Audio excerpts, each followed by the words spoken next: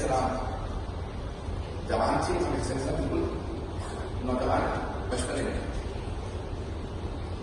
ایک مرتبہ متوکل دکھاتا دکھاتا باہر لے آیا، کہا کہ دیکھیے یہ میری فوج ہے. اشارہ کیا فوج کو، تو اس نے پہلے سے فوج کو سمجھا رکھا تھا. سب نے ہاتھوں میں گرز لیے ہوئے تھے، نیزے اٹھائے ہوئے تھے لوہے کے.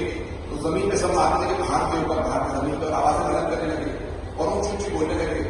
کہا کہ بادشاہ سلامت آپ حکم دیجیے، جس کو کہیں مار دیں گے، جس کو کہیں قتل کر دیں گے، اتنی بڑی فوج ہے آپ کی. تو ایک مرتبہ متوکل نے ہنس کے مسکرا کے امام علی نقی علیہ السلام کو دیکھا اور کہنے لگا یہ میری فوج ہے. امام نے کہا تو فوج دکھا کے ہمیں روک میں لے رہا، میں ہوتا تو میں کہتا تجھے نہیں پتا یہ حیدر کرار کے بیٹے.